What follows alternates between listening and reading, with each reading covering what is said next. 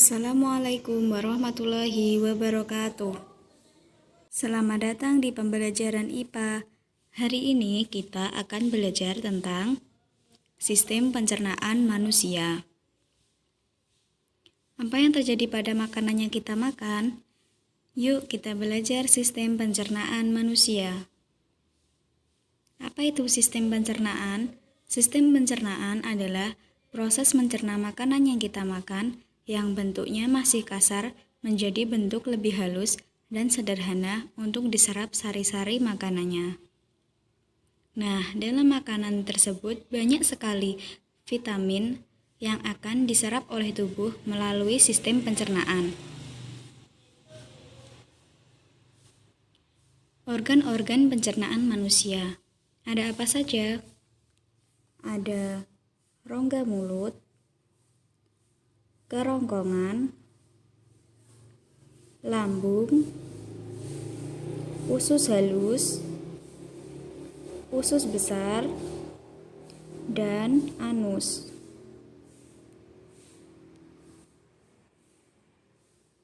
Dapatkah kamu menyebutkan apa saja organ pencernaan pada tubuh manusia? Ayo ulangi.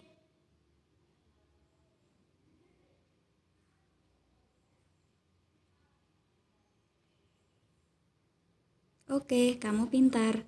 Sekarang mari kita pelajari satu persatu bagian-bagian organ pencernaan manusia.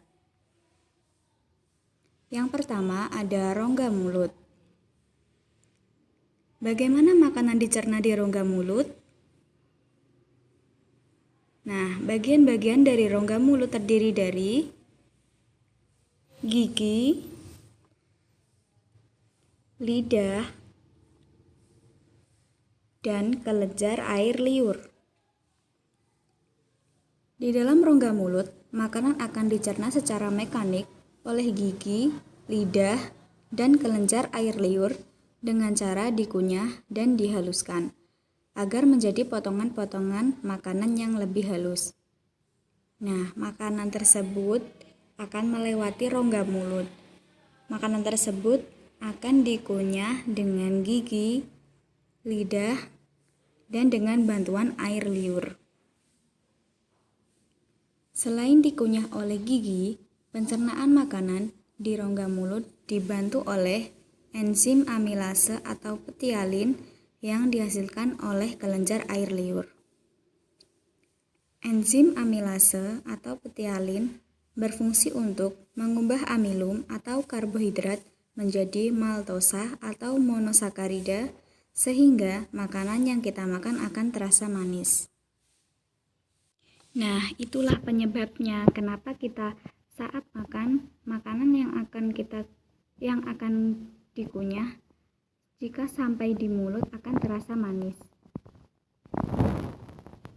Nah, gigi manusia. Gigi di dalam rongga mulut dikelompokkan menjadi 3 jenis, yaitu gigi seri, gigi taring, dan gigi geraham. Gigi seri berbentuk pahat, berfungsi untuk memotong makanan. Gigi taring berbentuk lancip dan runcing, berfungsi untuk menusuk dan mengoyak makanan. Gigi geraham berbentuk rata, bergerigi, dan berfungsi untuk mengunyah makanan. Nah, berapa jumlah gigi pada anak-anak? Gigi pada anak-anak berjumlah 20 buah, terdiri dari 8 buah gigi seri, 4 buah gigi taring, dan 8 buah gigi geraham. Sedangkan jumlah gigi pada orang dewasa yaitu 32 buah, terdiri dari 8 buah gigi seri. Perbedaan gigi anak dan dewasa. Gigi pada anak-anak masih berupa gigi susu. Nah, itulah kenapa pada saat usia anak-anak gigi kita akan lepas. Gigi pada orang dewasa berupa gigi tetap atau permanen. Nah, saat kita dewasa, gigi tersebut tidak akan patah kecuali karena terkena kecelakaan. Bagian-bagian gigi. Bagian-bagian gigi terdiri dari mahkota gigi. Kita ulangi. Bagian-bagian gigi ada mahkota gigi, leher gigi, akar gigi. Bagian terluar mahkota gigi dilapisi oleh email gigi. Mari kita lanjutkan pelajaran kita. Menuju kemana makanan setelah dikunyah di rongga mulut? Jawabannya adalah di kerongkongan.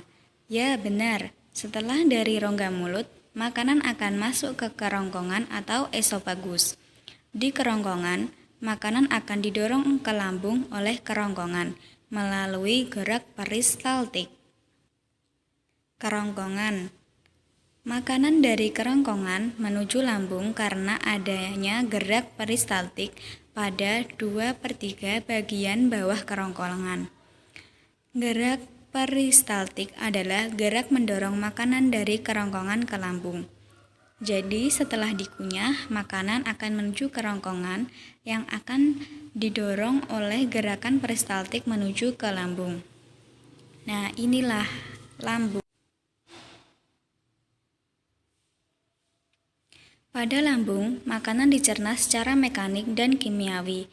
Pencernaan makanan secara mekanik dilakukan oleh otot-otot lambung yang berkontraksi melalui gerakan meremas atau menggiling makanan hingga menjadi bentuk yang lunak seperti bubur makanan. Pencernaan secara kimiawi pada lambung dibantu oleh enzim-enzim pencernaan yang dihasilkan oleh lambung atau getah lambung. Getah lambung sendiri terdiri dari asam klorida atau HCl, berfungsi membunuh bibit penyakit yang masuk bersama makanan. Yang kedua ada enzim pepsin, berfungsi mengubah protein menjadi pepton. Yang ketiga ada enzim renin, berfungsi mengumpulkan protein susu menjadi kasein dengan bantuan kalsium. Yang keempat ada usus halus. Makanan dari lambung yang telah terbentuk bubur makanan kemudian masuk ke usus halus untuk dicerna kembali dan diserap sari-sari makanannya. Usus halus sendiri terdiri dari usus 12 jari atau duodenum, panjangnya sekitar 1/3 meter. Di dalam usus 12 jari terjadi pencernaan makanan dengan bantuan getah pankreas. Getah pankreas dihasilkan oleh kelenjar pankreas. Getah pankreas mengandung enzim-enzim pencernaan seperti 1. Enzim amilase berfungsi mengubah amilum menjadi maltosa atau monosakarida. Yang kedua ada enzim tripsin mengubah pepton menjadi asam amino. Yang ketiga ada enzim lipase mengubah lemak menjadi asam lemak. Selain dibantu oleh getah pankreas yang menghasilkan enzim-enzim pencernaan, proses pencernaan makanan di usus halus juga dibantu oleh getah empedu yang dihasilkan oleh hati. Adapun fungsi getah empedu antara lain mengemulsikan lemak agar mudah diserap oleh tubuh menjadi asam lemak. Yang kedua, memberikan zat warna coklat pada makanan yang sedang dicerna. Yang kedua, ada usus kosong atau jejunum. Di dalam usus kosong kembali terjadi pencernaan makanan secara kimiawi dengan bantuan enzim-enzim pencernaan lainnya, yaitu 1. Enzim maltase, berfungsi mengubah maltosa menjadi glukosa. Yang kedua, enzim sukrose, berfungsi mengubah sukrosa menjadi glukosa dan fruktosa. Yang ketiga, ada enzim laktase, berfungsi mengubah laktosa menjadi galaktosa. Ada pula usus penyerapan atau ileum. Usus penyerapan adalah tempat penyerapan sari-sari makanan. Kita ulangi ya, usus penyerapan atau ileum.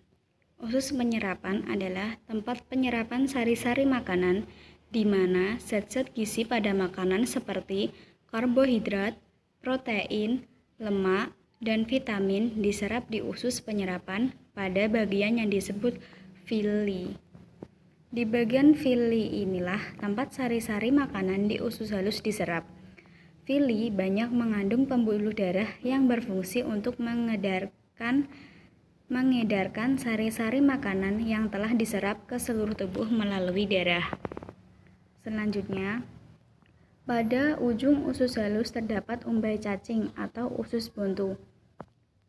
Kegunaannya sebagai klep penghubung antara usus halus dengan usus besar, agar sisa-sisa makanan yang telah keluar dari usus halus menuju usus besar tidak dapat kembali masuk ke usus halus.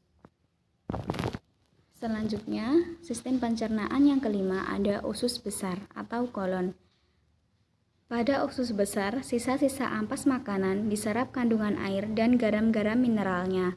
Kemudian, ampas makanan tersebut dibusukkan oleh bakteri pembusuk yang hidup di usus besar, yaitu bakteri Escherichia coli. Sebelum dibuang ke anus, ampas makanan yang telah dibusukkan oleh bakteri Escherichia coli dan telah berbentuk kotoran atau tinja atau yang disebut dengan feses terlebih dahulu masuk ke rektum yang terdapat pada ujung besar. Rektum memiliki otot polos yang apabila rektum berisi ampas makanan dan otot berkontraksi, maka akan menimbulkan rasa ingin buang air besar. Nah, itulah sebabnya. Jadi, saat kita ingin buang air besar, itulah penyebabnya, yaitu otot berkontraksi. Alat pencernaan yang keenam adalah anus. Anus adalah saluran pembuangan terakhir, tempat keluarnya feses atau tinja ampas makanan sisa proses pencernaan. Sistem pencernaan.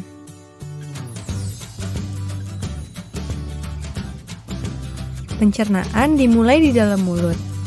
Gigi memotong makanan. Kelenjar ludah menghasilkan enzim yang berfungsi untuk menghaluskan makanan agar mudah ditelan. Lidah mendorong makanan ke kerongkongan. Di kerongkongan, makanan didorong dan diremas agar masuk ke dalam lambung. Proses ini terjadi selama 5-6 detik. Lambung memiliki 3 fungsi: menyimpan makanan selama 2-4 jam, melumatkan dan mencampur makanan dengan aneka enzim dan cairan asam lambung, memasukkan makanan ke usus kecil hingga lambung kosong kembali. Di usus kecil atau usus halus, zat-zat gizi seperti protein, lemak, karbohidrat, vitamin, dan mineral diserap oleh tubuh. Pankreas menghasilkan enzim, dan hati menghasilkan empedu. Enzim dan empedu itu membantu pencernaan dan penyerapan makanan di usus kecil. Bentuk usus kecil seperti pipa yang berdiameter 3-5 cm. Panjang usus kecil antara 6-8 meter, lebih panjang daripada tubuh kita. Sisa-sisa pencernaan yang tidak dapat digunakan tubuh masuk ke usus besar. Di usus besar, air dan mineral diserap sampai habis. Sisa-sisa itu lalu masuk dan berakhir di anus. Terima kasih. Sampai jumpa di pembelajaran selanjutnya. Wassalamualaikum warahmatullahi wabarakatuh.